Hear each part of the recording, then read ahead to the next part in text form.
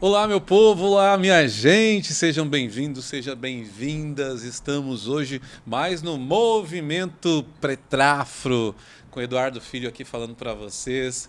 Uma alegria sempre trazer novidades, pessoas convidadas para compartilhar sua história, sua vida, mas, sobretudo, né, temos essa pauta aqui consciente, né, sobre o racismo, o letramento racial. E a gente diz, não basta apenas, né, você e eu, né, lutarmos contra o racismo. Temos que ser pessoas antirracistas, temos que ser pessoas que, olha, dão, né, a sua vida, a sua história por uma sociedade mais justa, mais equânime, inclusiva, para todos, né? Para todos. Por isso que esse movimento, o movimento Pretrafro, que está aí, né, crescendo, nascendo cada vez mais e também, né, sobretudo, motivando outras pessoas para que possam também, em meio a tantas indiferenças, fazer a diferença. Bom, eu já quero chamar a nossa convidada de hoje, né? Espera aí, não coloca ela na tela ainda não, porque assim eu vou falar. Gente, é uma sumidade. É a história do movimento negro no Brasil e eu tenho a honra, a alegria, a satisfação de entrevistá-la hoje aqui no Movimento Pretrafro, falando da história da vida dela e de tudo que ela também, né, fez motiva aqui. Ela é graduada em Pedagogia pela Pontifícia Universidade Católica de Goiás, PUC de Goiás, especialista em métodos e técnicas de ensino pela Universidade Salgado de Oliveira. Ela é uma ativista do Movimento Negro Unificado e do movimento sindical. Ela também é professora, sindicalista, conselheira, coordenadora, vovó. E a gente vai conversar com a grande, bota na tela, Ieda Leal de Souza. Seja bem-vinda, Ieda. Obrigada. Estamos juntos, né? Estamos aqui com. Ai, que alegria! Que bom. Nem diga. Sou isso, Eu, gente. Sou um pouquinho de tudo. eu tô mais alegre ainda porque, para além disso, ela também é mãe, é avó das filhas. Né? Fala os nomes pra gente das filhas. Ah, tá. Naomi, Naomi. Naomi Leal, Luala Leal, Júlia Leal e Naila Leal. E tem E ela me. a neta, A Luara neta. Leal. Assim, e ela me contava que antes, que a gente estava nos bastidores, né, dizendo da alegria de chegar nos 60 a mais, porque tem as possibilidades de ir para a fila lá especial e de gozar desse benefício de ser uma jovem. Ela falou assim: ó, eu sou uma jovem senhora em construção. Exato. Estou aprendendo essa coisa de ser senhora. E é muito importante para mim, né, para nós negros, né, chegarmos 60 anos. Eu digo para você, eu tive 10, 20, 30, 40, 50, estou com 60. Cheguei. E eu Chegou. pude abraçar duas mulheres que significam muito para mim neste último é, dias que eu estive no Rio de Janeiro, da exposição do Memorial Lélia Gonzalez. Eu pude estar com Conceição Evaristo e com a Sueli Carneiro, Sueli entregando o Carneiro. baobá para ela. Um grande E abraço aí às eu duas fiquei grandes pensando, pães. exatamente, fiquei pensando, eu tenho 60 e elas são minhas mais velhas, mas tem muitas pessoas jovens hoje nos olhando. Responsabilidade dobra. Então, ser uma mulher hoje em construção, mais velha, é basicamente uma coisa muito gostosa. Ser a preferencial, poder chegar nos lugares, não enfrentar a fila, ter a possibilidade de olhar para trás, para os lados e reconhecer os cabelos brancos é fundamental para a gente. É Viu, vida. Ieda? Ô, Ieda, eu tô aqui emocionado já de falar com você nesse início, porque você também, para todos nós que estamos, né, somos novos no movimento negro, né, nessa movimentação, perante você, lógico, né, Lely e outros nomes, né, que também passaram e que, né, eternizaram a sua vida lutando pela garantia dos direitos do nosso povo preto, pardo, né? E eu queria, né, aqui também fazer essa homenagem a você, esse agradecimento mais uma vez, né? E também né, fazer uma pergunta, né? Onde começou, né? E quando brotou, né, no teu coração, na tua vida, né, toda essa gana, porque mesmo, né, com 60 não parece que tem 60, e você traz na sua fala, né, essa força, essa energia, essa gana, né, de lutar pelo nosso povo, pelo povo preto, pardo, também pelos vulneráveis, né, como sindicalista, né? Quando que começou isso, né? Nós, que eu digo, nós somos seis, né, irmãos, né?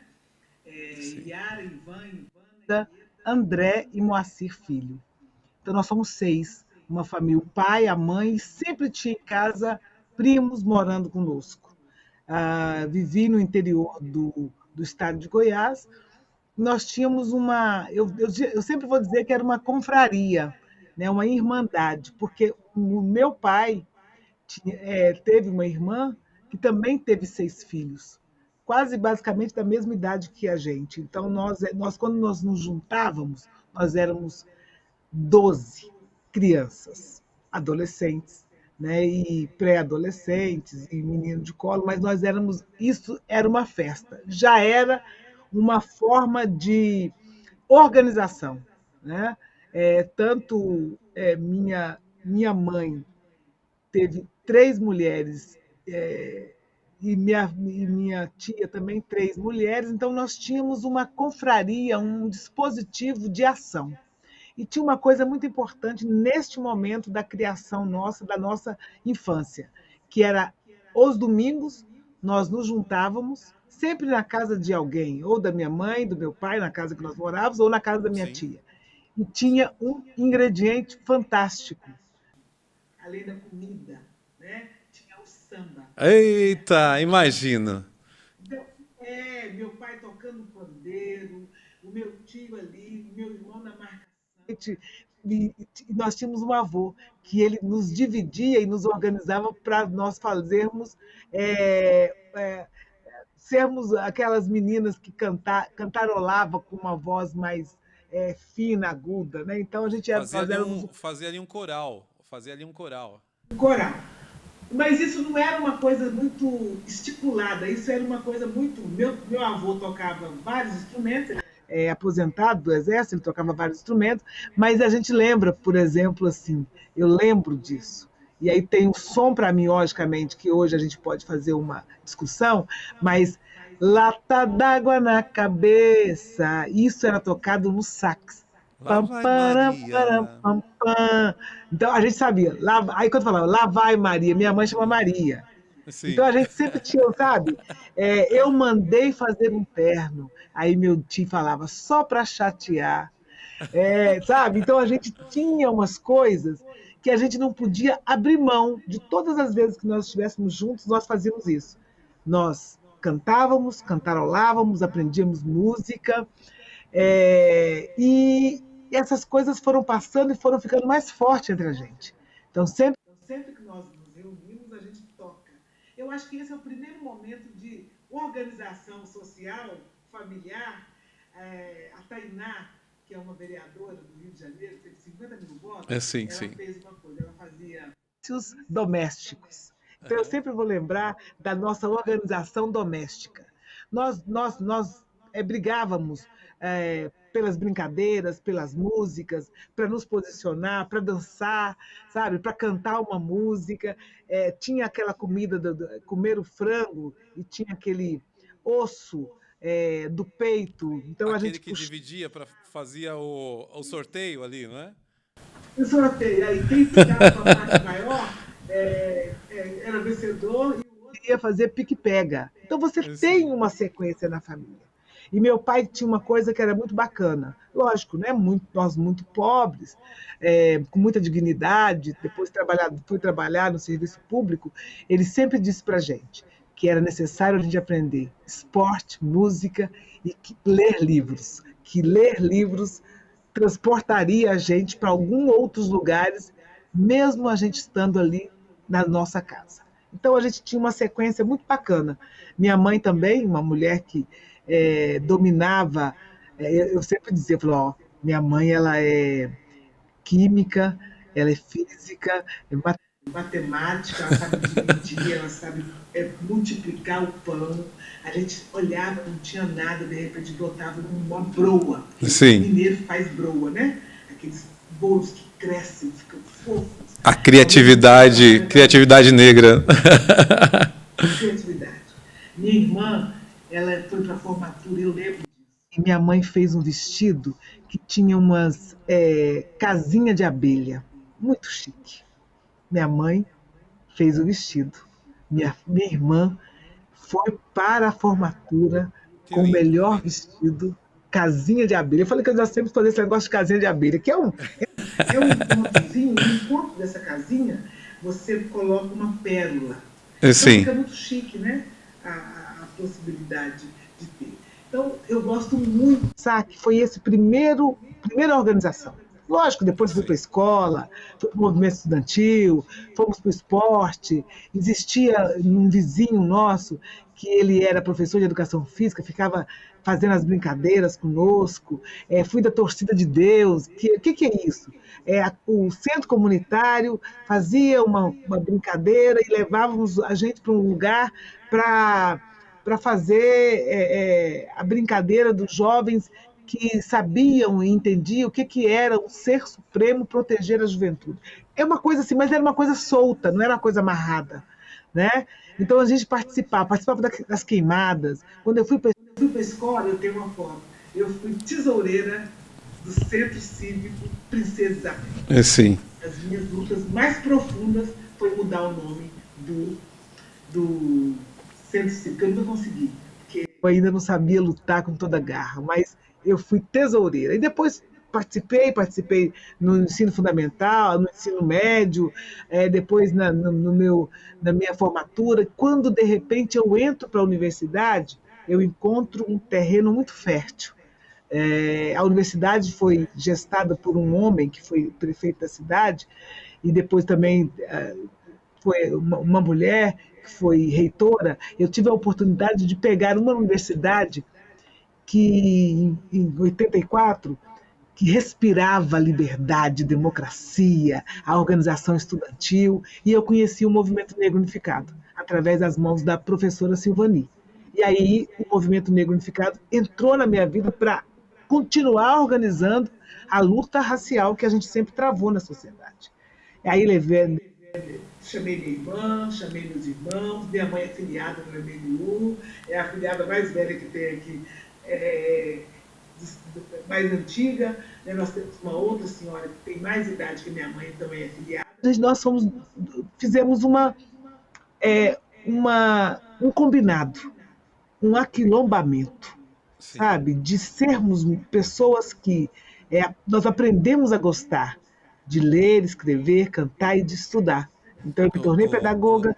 Ida, aproveitando que você traz essa palavra tão importante, eu tenho duas colocações aqui. Eu sei que você ainda vai continuar falando da sua história, mas, né, primeiro, né, é uma pergunta, né, como que você hoje também, a partir de todo esse teu processo histórico, né, está e vê o movimento negro no Brasil, né? E você falou uma palavra aqui, aquilombamento, aquilombar. Né? Eu queria que você explicasse para nós, né, o que é aquilombar, né? O que traz a potência dessa palavra e qual o significado dela para nós. Bacana. Eu quero trazer a outra palavra, eu gosto muito. Ubuntu. Ubuntu. Que nós somos. E no momento do aquilombamento, da juntada de forças para continuar reinventando a nossa possibilidade de lutar pela nossa libertação. Nós precisamos entender que cada ser humano desse país, homens, mulheres, população LGBT, os mais novos, os mais velhos, aqueles que ainda vão nascer, eles precisam do aquilombamento, do aconchego, da certeza absoluta da nossa ancestralidade e de onde nós viemos. Nós não somos descendentes de escravos. Nós somos arrancados da África, trazidos para o Brasil, numa condição de escravidão. E essa dívida o Brasil tem conosco. Então, a certeza de sermos negros livres, com grandes possibilidades, faz com que eu me aquilombe, que eu me aproxime do outro, para que a nossa história seja de fato muito real e vigorosa. Eu preciso me multiplicar. E a multiplicação pode ser a partir do meu útero, mas pode ser a partir de outras relações. Pode ser a partir de aquilombamento da amizade, da construção política, da construção afetiva, mas também do poder de fazer nascer mais negros conscientes e negras conscientes nesse país. Então, parir para nós, né, o útero, ele está em toda a possibilidade de crescermos e de produzirmos mais liberdade e felicidade. Ô Ieda, você quer fazer eu chorar aqui hoje, né? Porque isso é uma reflexão. Para alguns pode ser uma filosofia, uma teosofia, mas para a gente isso é falar da nossa vida, da nossa história, de fato, de quem nós somos, mas de quem nós também precisamos ser. Mesmo, eu digo que em meio a tantas indiferenças, né, que nós temos, né, principalmente para as pessoas pretas, né, negras, pardas, nós temos que fazer a diferença.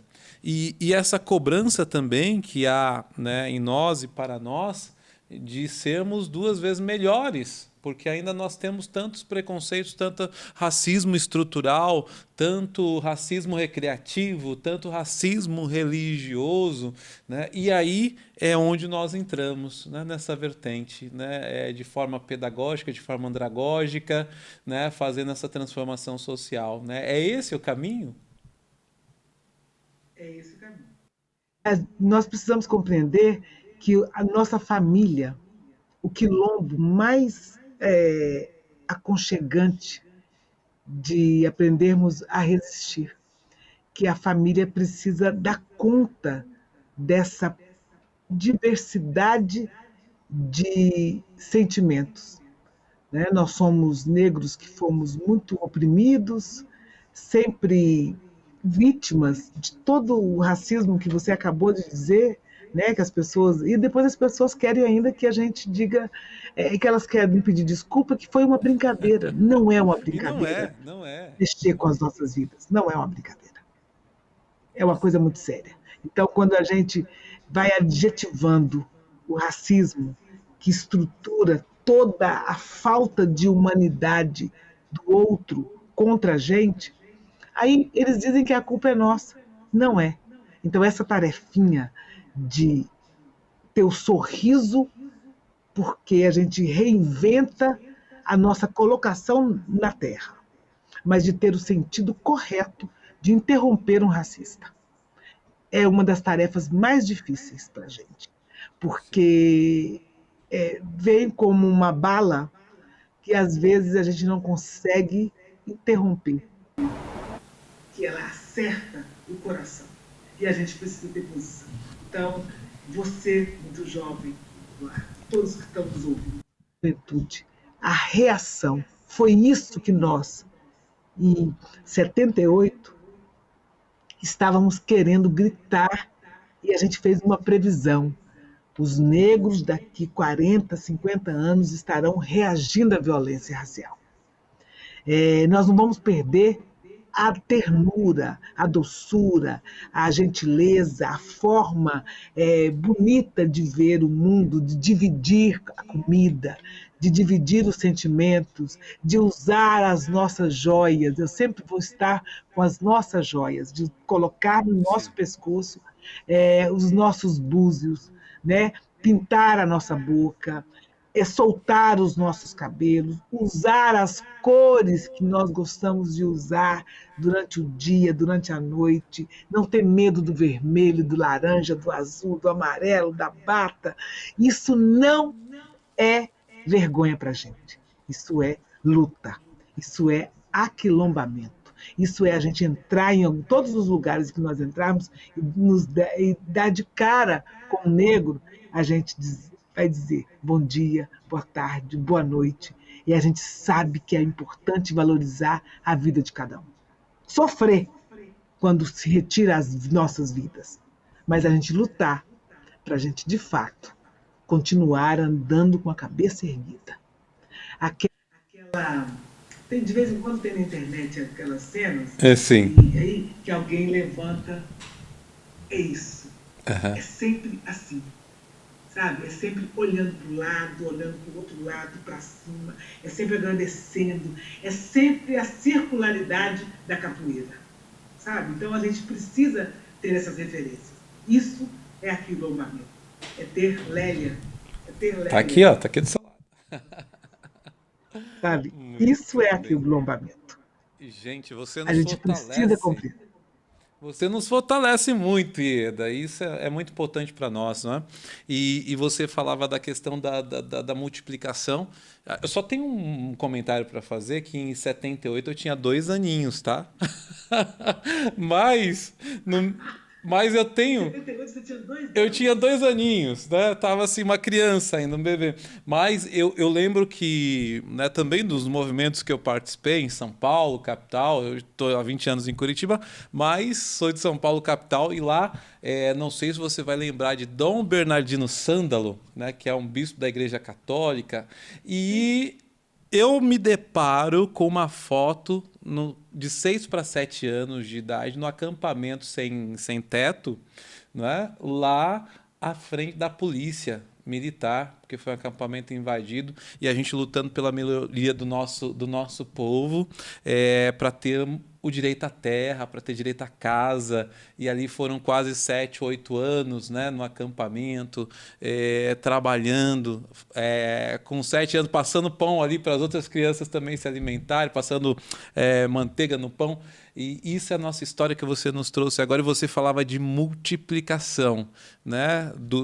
Você comentou do útero e depois do processo de multiplicação, né? Nesse sentido, eu queria entender e também, né, lhe perguntar como é que você, né, então, frente a toda essa dimensão, e eu acredito que para uma pedagoga fica mais fácil, né, trabalhar esse processo que você o fez, né, em relação à multiplicação de outros agentes negros e negras de transformação. Eu tive escola muito boa. E quando eu digo escola, é a escola familiar, o núcleo familiar. Eu sempre aprendi a importância de nós termos o quintal, e do quintal nós temos plantação. Plantação de jiló, de chuchu, pé de fumo, funcho, erva cidreira, tomate, quiabo, jiló. Eu sempre, e minha mãe sempre nos colocou para ajudar. Né? Sempre teve galinha, mineiro. Eu acho que todas as pessoas negras desse país sempre cultivaram em algum lugar essa multiplicação do alimento Sim. e a multiplicação do afeto e da sabedoria, da resistência. Às vezes, Eduardo, lá em casa não tinha gás para cozinhar o feijão. Minha mãe fazia o fogareiro lá, o fogão, socando a, aquele resto de, de, de, Pó de de serragem, palha, né, de palha. serragem. Ela colocava o litro no meio, socava, depois ela tirava o litro, cria o vácuo e aquela quentura na lata vai fazer o cozimento do feijão, que é uma delícia. Para nós, crianças, era uma festa. Sim. Para minha mãe, era a possibilidade dos filhos não terem que passar fome porque não tinha gás. Às vezes a gente não tinha a carne, mas a gente tinha mistura. E de vez em quando eu lembro, no final da comida, assim, algumas coisas que eram. Minha mãe sempre dava uma água para multiplicar, para que aquilo que a gente tivesse comido ela pudesse multiplicar mais, né? A Sim, sim. farinha, aquelas técnicas todas de gente que sabe fazer alquimia. essa multiplicação dessas questões também multiplicam o querer bem e a possibilidade da gente também se multiplicar no outro. Multiplicar. Então, a multiplicação da sabedoria. Eu via meu pai lendo, eu queria ler também. Então, a pedagogia é daquela coisa do exemplo, e não é esses exemplozinhos, mas é daquilo que é importante. Meu pai um dia chegou em casa com uma bola de vôlei e ele disse assim: esporte é muito importante. Nós precisamos gostar de jogar, de dominar a bola. Aí que ele me disse assim: você, para todo mundo, vocês vejam como foi importante para nós o Garrincha dominar a bola. E eu, quem é Garrincha? Aí depois eu descobri que era Garrincha, né? Então eu falo assim, as coisas que os pais vão dividindo conosco, nós precisamos multiplicar em determinados momentos. Eu conto isso para minhas filhas, mas eu pude contar isso nas minhas salas de aula. Eu pude dizer para os meus alunos que Leônidas, o diamante negro, foi o criador da bicicleta dentro do futebol e que era um homem negro.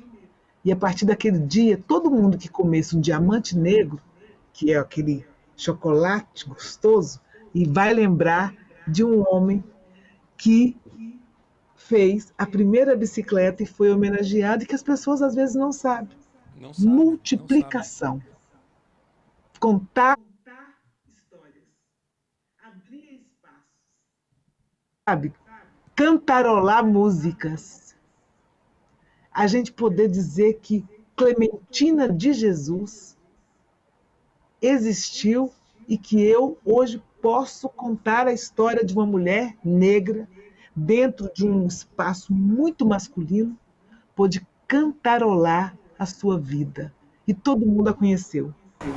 Então eu tenho possibilidades disso. Então o conhecimento na literatura, sabe, escrever as nossas histórias, ter essa possibilidade. Então, a multiplicação é a pessoa que nos ajuda em casa saber que ela está numa casa que protege, que ela pode se sentir acolhida, que ela é uma trabalhadora.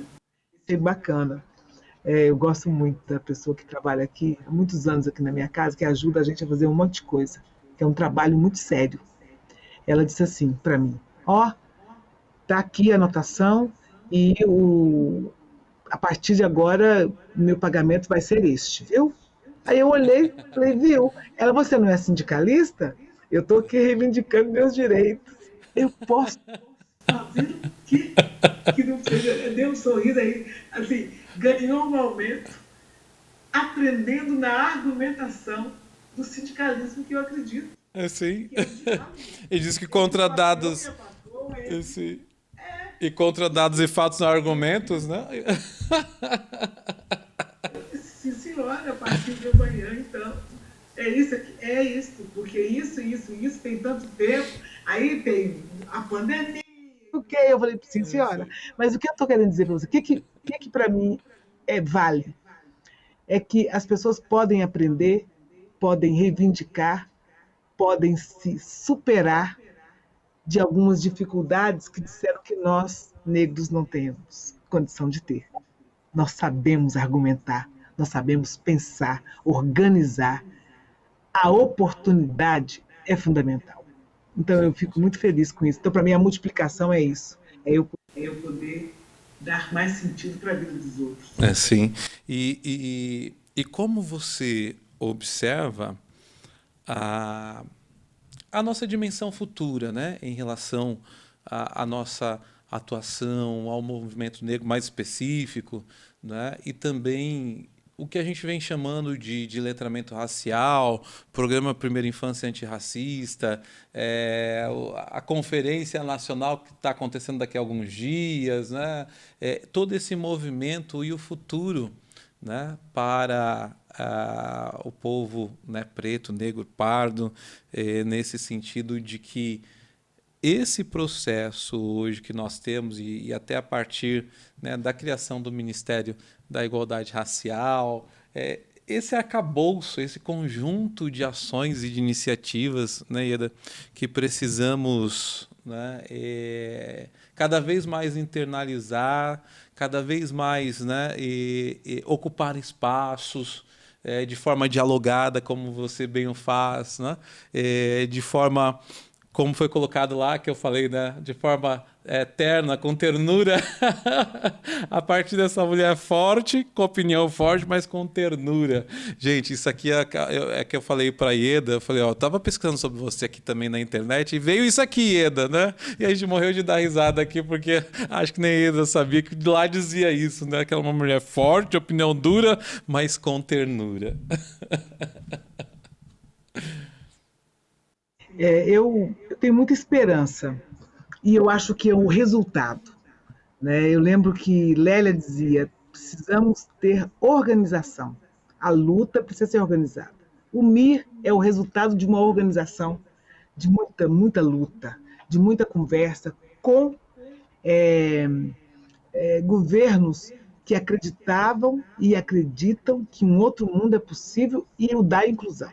E aí na inclusão, né, das pessoas com deficiência, mas a inclusão dos temas que o Estado se negava a discutir. Nós estamos num país em desenvolvimento, em crescimento. Nós estamos envelhecendo, mas as nossas lutas têm feito o sentido correto. Nós precisamos de escolas para dar sentido para as vidas das nossas crianças. As crianças são acolhidas nos seus 6 meses de vida dentro de um centro municipal de educação infantil. Essa realidade precisa ser para todas as crianças. Eu estudei em escola pública e a escola pública deu este resultado. Eu passei numa universidade. Eu sou fruto de uma escola pública. Este Enem, e eu tenho que te contar uma coisa. Na internet alguém entrou, todo mundo comemorando o tema da redação, que foi fantástico. Não vamos falar do corte de 1000, mas vamos falar do corte de 900. Sim, sim. Aí entra muita gente. Isso que foi bonito. E alguém disse para mim na internet: eu citei a senhora na minha redação. Olha, ai. E eu quero saber se ele passou, né? Tomara que você tenha pedido. Alguém disse isso para mim. Quando é que eu, nos meus 20 anos, ia imaginar que eu poderia ser citada numa redação em 2025? E aí a citação, a pessoa me explicou, é porque era do movimento negro, do reforço e da importância que mulheres negras têm na minha vida. Eu, absolutamente, se eu tivesse condição de abençoar a pessoa que corrigiu a redação dessa criatura fantástica, eu diria: essa conseguiu escrever absolutamente aquilo que nós gostaríamos e que queremos que as pessoas tenham que ter referência. E referência de tudo, de luta.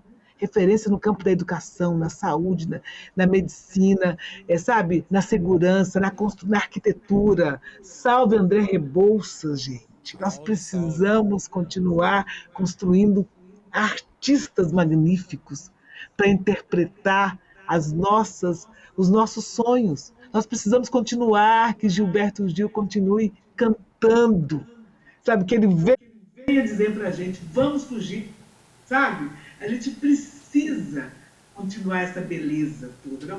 Você viu a beleza da deusa do ébano? Sim, sim. A segurança política de uma menina que foi eleita para representar a beleza negra, e nós não estamos falando de cintura fina, não é disso que a gente fala na senzala do Barro Preto. A gente elege alguém para respirar a cultura nossa, para o aquilombamento. O dia da escolha da deusa do ébano é um dia de reverenciar todas as belezas. E o Ilê acerta quando coloca para chamar as mulheres ao palco uma mulher madura, quando veste uma princesa com as cores do Ilê. e que não deixa de lembrar da mãe Hilda. Os tambores tocam, Sim. elas dançam e revela para o mundo mais uma menina de beleza, sabe? Assim, fantástica, fantástica. Tinha que ser transmitido, tinha que ser no horário nobre. O Brasil precisava Exatamente. parar para compreender o que é a gente cantar junto com e ler a música Deusa do Ébano. Deusa do Ébano. Isso é bom. Então eu fico pensando que nós estamos no caminho certo. Nós sofremos muito, muitos já sofreram. São mais de 500 anos de sofrimento. É para a gente estar nessa terra e continuarmos aqui, donos e donas, absolutamente ocupando todos os espaços. A medicina, da pedagogia, do serviço social, sabe? As artes, da arquitetura à engenharia, do direito, absolutamente. Quanto nós gostamos do direito, porque nós queremos ser defensores da dignidade humana. Tem que fazer direito, tem que ter o AB, tem que ser juiz, tem que ser desembargador, tem que ter concurso público. Então a gente precisa dialogar com uma sociedade, com um governo democrático, que garanta a participação de todos, todas e todos também no governo, através do concurso público, através das cotas. Porque cotas não é esmola. Exatamente. Eu gosto muito, muito, muito de poder saber que em 2025 nós temos essa grande possibilidade de podermos olhar para trás e dizer: nós fizemos muito e o resultado está sendo colhido. Hoje você tem aqui um homem negro entrevistando uma mulher negra para jogar para o mundo, do Paraná. Sim. E eu de Goiás. Olha que isso é vida. E as possibilidades, né, Ieda? As possibilidades que hoje, graças ao processo também tecnológico que foi trazido de África, né, nós temos, né? Ieda, eu quero fazer agora uma pergunta direta para você. Agora, como diz a juventude, vai ser papo reto. E eu vejo ali atrás, né, de você também, uma placa assim: racismo é crime, né? E para quem está nos acompanhando agora também, né, nos conhecendo, né, lógico que Ieda procede, a tua fama, né, procede, né, mas como que nós podemos combater o racismo hoje no Brasil? Não é? Aqui em Curitiba, por um exemplo, no Paraná, nós estamos em terceiro lugar no feminicídio, grande parte são mulheres negras. Nós temos 72% da população que estão nas favelas idosas são negras, né? E outros dados mais, né? E a partir dessa dimensão, de forma direta, né, é essa pergunta, porque nós precisamos também, infelizmente, precisamos continuar trabalhando mais ainda, como você bem disse, né? Então, como é que a gente combate o racismo, né, este crime hoje que né, está ainda presente na nossa sociedade? Primeiro que é a grande vitória nossa ter dado, né, o racismo um crime inafiançável. E a outra grande vitória é fazer com que as pessoas o tempo todo estão reagindo, elas estão gritando, elas estão dizendo: isso é crime. É, e colocando as autoridades que dirigem esse país, que estão da segurança, em xeque. Existe uma Constituição, foi um movimento negro que ganhou a possibilidade de estar lá, dizendo: racismo é crime inafiançável.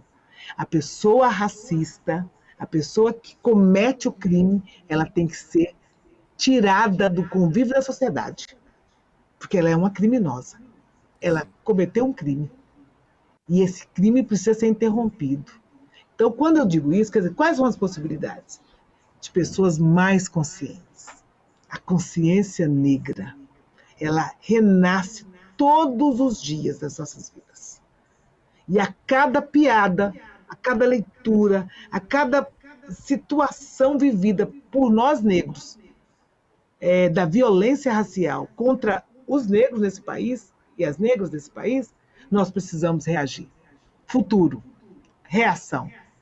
Quanto mais nós nos organizarmos para a reação ser uma reação coletiva e para que a gente possa estudar, se organizar, para que a gente possa estar nos postos mais importantes para a gente fazer o julgamento, para a gente receber a queixa, para a gente conduzir toda essa situação de uma forma justa. Então, a criança que me escuta hoje, ela vai reagir também. Ela vai dizer, eu fui vítima de racismo. É a mesma coisa com as mulheres que são vítimas da violência doméstica. As mulheres e os homens. As meninas que são incrivelmente violentadas na sua infância. Não vamos esperar nada. Racismo não tem espera. Racismo é denúncia na hora. Eu lembro que a gente dizia, denunciar é importante. Quando nós organizamos o movimento negro, nós já denunciamos a falsa abolição. Agora nós precisamos reagir. A sociedade precisa reagir. A sociedade precisa entender que nós somos a maioria absoluta de negros e negras nesse país. E nós exigimos respeito. Respeito. Nós precisamos combater o racismo. E tem uma coisa que eu acho que é bacana. 500 anos depois de observar o que aconteceu no Brasil, os quase 400 anos de escravidão, tem que haver um processo de reparação. A reparação é histórica, porque quem vai fazer a reparação é o Estado brasileiro. Nós temos que exigir que todas as pessoas, os herdeiros das fazendas, que viviam sob o regime escravocrata, que retirou vidas, esses herdeiros têm responsabilidade. Porque eles continuaram na mesma faixa da riqueza e colocando a população negra na pobreza, contribuindo. Então, precisamos continuar discutindo quem é que vai pagar essa grande conta. Quem é que vai pedir desculpas para a população negra neste país por conta da época da escravidão e do que aconteceu pós-abolição. Então, o processo de reparação, ele está vivo entre nós, ele tem que estar vivo. O governo brasileiro, ele reconheceu a escravidão como um crime. E agora? O crime foi feito. Quem paga? O Estado brasileiro. Por isso que a gente precisa ter Ministério da Igualdade Racial. Precisamos ter conselhos da igualdade racial. Por isso que é necessário que os conselhos estaduais e municipais de educação e o nacional, ele tenha uma resolução para fazer com que as escolas, elas, cada vez mais, elas possam nos ajudar no combate ao racismo. Mas nós temos que discutir a saúde, nós temos que discutir a comunicação, o transporte, nós temos que discutir a moradia. Minha casa, minha vida é uma realidade, tem que ter um recorte racial. Já tem um recorte feminino, tem que ter um recorte racial. Nós precisamos continuar empoderando as mulheres para que elas possam estudar, e homens também, para que o canudo seja um ato político dividido com a comunidade negra do país. Portanto, nós, negros no nosso país, quando a gente estuda, quando a gente recebe um canudo,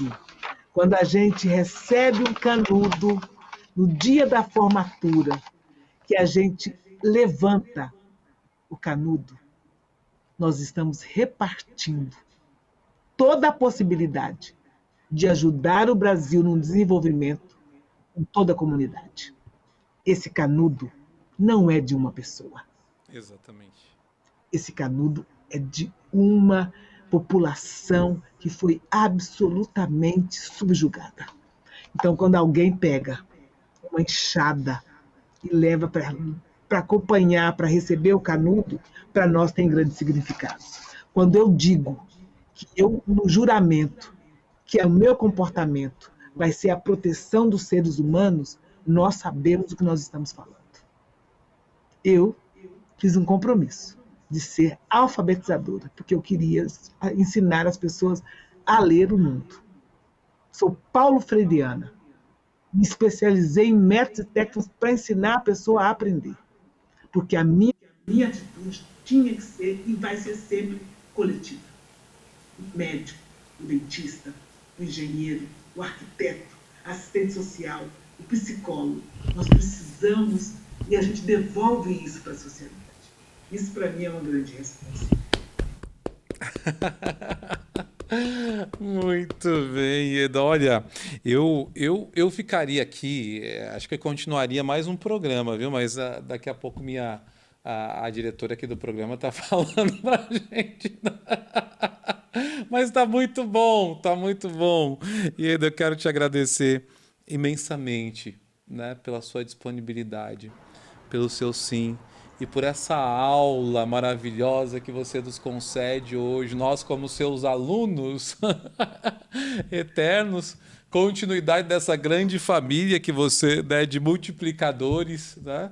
E fico muito lisonjeado.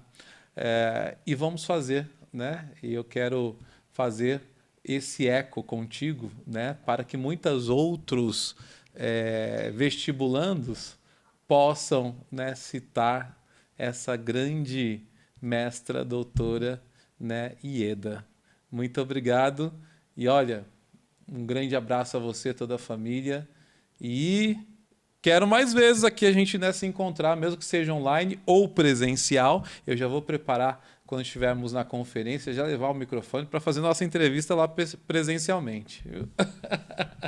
Vamos fazer, vamos fazer.